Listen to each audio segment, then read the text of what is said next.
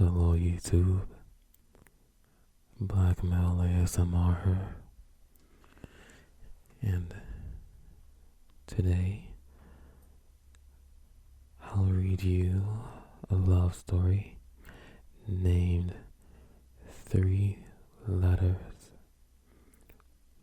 by Nels Shifano. Okay. And I have not read this yet, so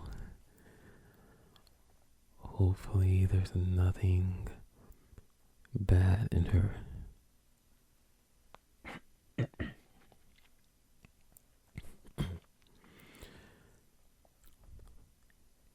It was autumn, although still afternoon.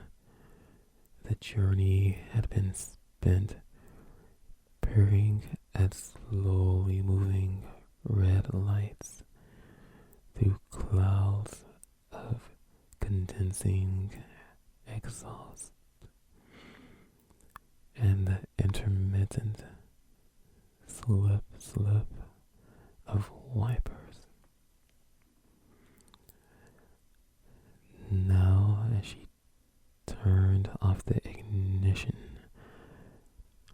darkness gathered silently around her. She walked head down, hood up, feeling plastic handles molding themselves around her fingers. The carrier bag spinning one way, then the next, as it clipped against her leg. The pavement was thick with a slippery brown mulch of fallen leaves, and the smell of bonfires wafted across the common. A thin mist clung around the streetlights, producing a shifting yellow gas. Sounds were muffled and movements lethargic. Cars slipped slowly by on a film of dirty water. At her gate, she delayed, unwilling to break the stillness with squeaking hinges. Not yet tea time, and the city was being put to sleep. The terrace before her hugged the curve of the road, tumbling erratically down the hill and into the gloom. Bending around the edges of her vision, she was conscious of curtains being swished closed. Stone faces bathed by the gray light of televisions. Broken roof tiles, satellite dishes, bay windows, the whole higgledy-piggledy collection of guttering and skylights. For a moment, her home was a stranger, a simple compartment in this huge, connected structure. She rattled the key into the lock, tilting it to the particular angle that would allow it to catch. She stepped inside, her hand brushing the light switch as she closed the door behind her. The softly lit warmth of the interior walls were a welcome contrast to the dark, slimy surfaces of the outside. Two elderly neighbors warmed the house from the sides, and soon she would hear the comforting noises of the boiler rousing itself into life. She kept her mind occupied by these happy details of returning home as she walked along the hall and into the kitchen. She lifted the carrier bag onto the worktop and reached for the kettle.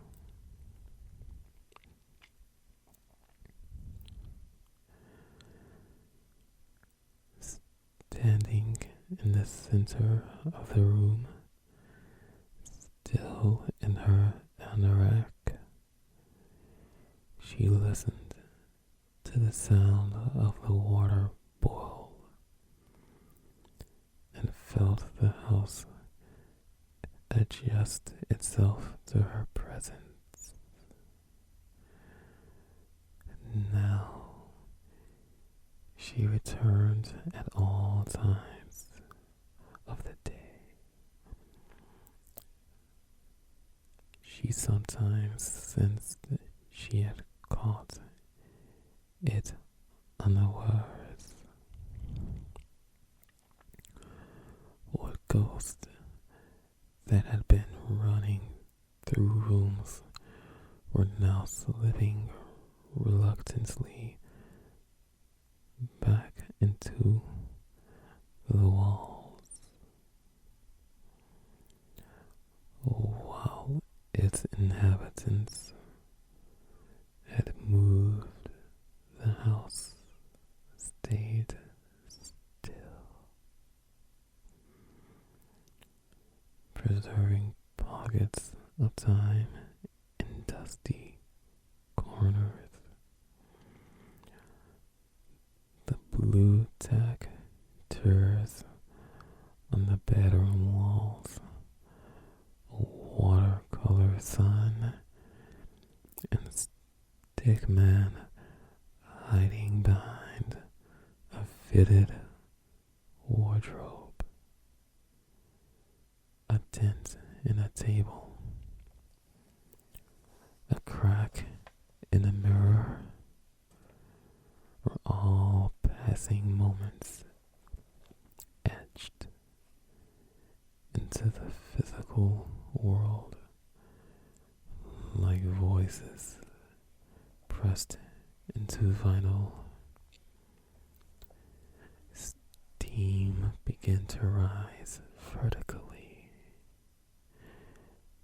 to the ceiling, or it changed direction, or of the presence of some subtle draft, or draft of some subtle presence.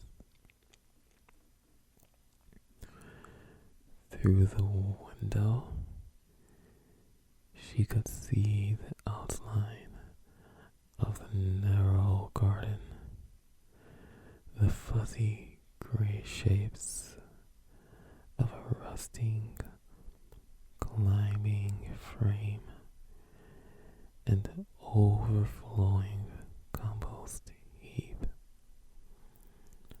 Along one side, a scruffy fence leant drunkenly one way then the other, while a brutally straight line of 6-foot high boards marked the other side of the territory.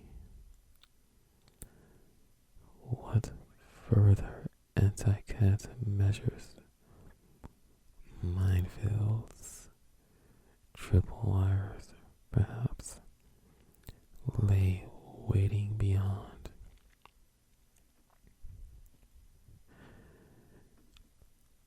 As if summoned by her thoughts, Rahel, green eyes, and a flicking tail appeared on the window ledge. Her silent meows making small circles of condensation. Smiling, she unlocked the door. The cat paddled in.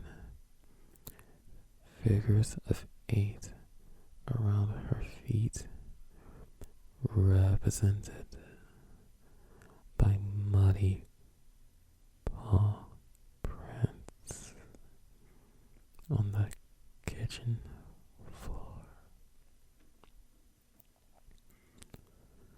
The kettle worked itself towards a crescendo. Beads of perspiration appeared on its sides, and it shook violently, unable to contain the bubbling pressure inside. Abruptly, it finished, set back on the filament, and turned itself off.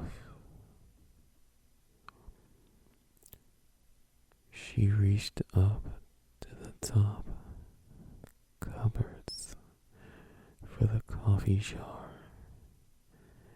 and bent down for those that contained the mugs. Here she paused, confused by the vast number of assorted cup, mugs, and breakers that stared blankly back at her. Why did she have so many? Where had they come from? She sighed as she straightened, pulling out a standard-shaped mug with handle, color light blue, design 3 letters emblazoned in gold, S-U-E.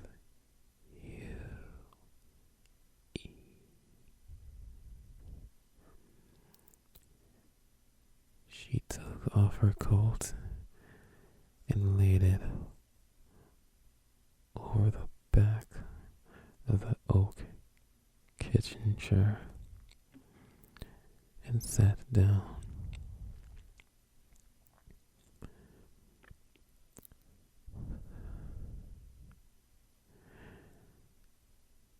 She let her feet slip out of her her shoes and raised them onto the fitted bench across the other side of the table. Above the bench were shelves supporting decorative plates and wire stands.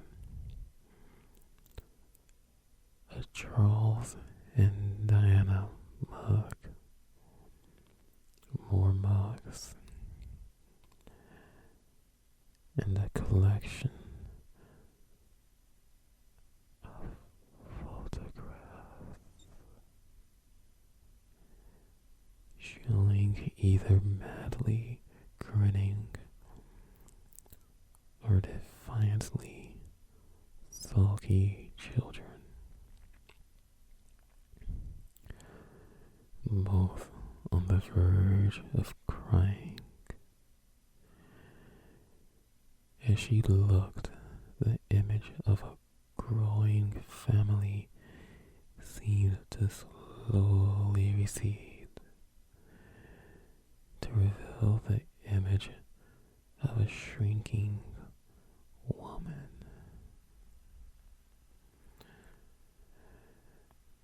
There was a sudden sound of water flooding into a drain as somewhere nearby a plug was pulled from a sink. A toilet was flushed, or maybe a washing machine emptied itself, and she realized that her coffee had gone cold.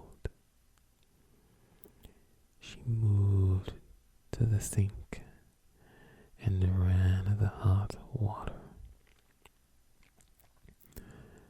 Staring out into darkness, she listened to the succession of far-off bangs and shudders from the network of pipes.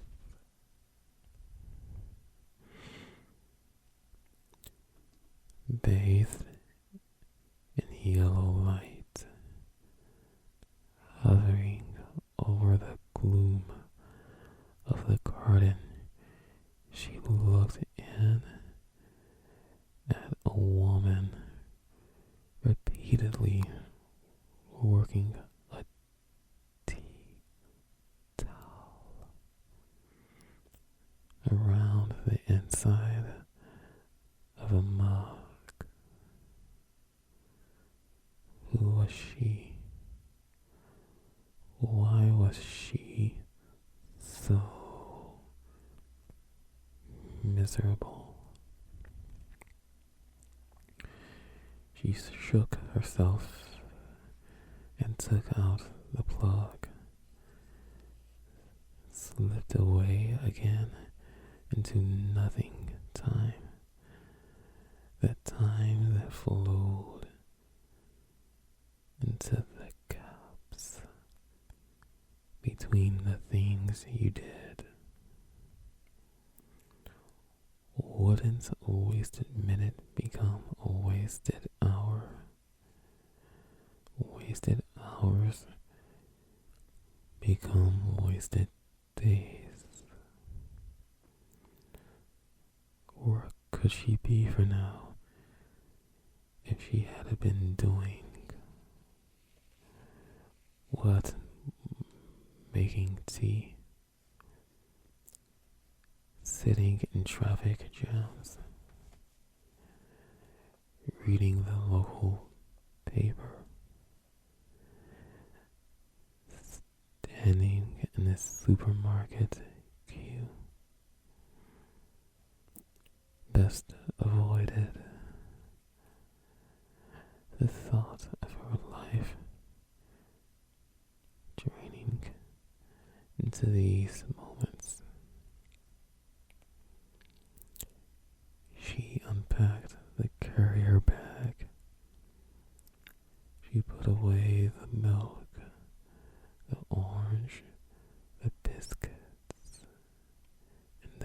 food,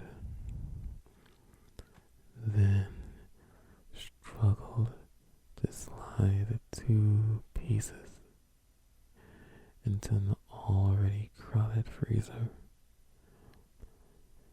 spraying tiny shards of ice across the floor. An overflowing collection of polythene bags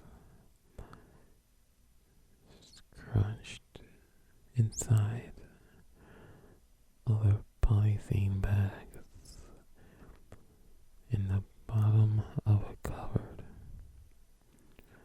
was her commitment to recycling. When it was opened,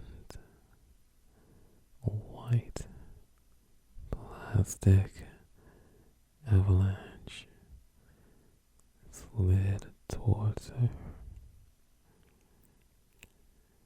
She threw in the latest edition and slammed the door. A lone bag made a break for freedom, and buoyed by the swish of air, it lifted across the room like a jellyfish.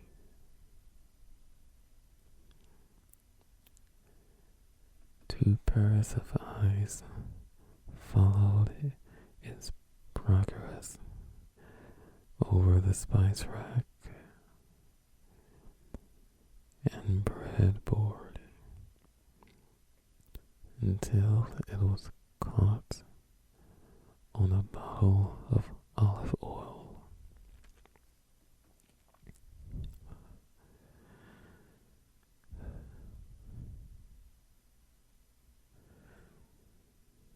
The oak bench was not just a footrest. She had made this discovery during a rigorous cleansing session one New Year. Under the lip of the removable cushioned seat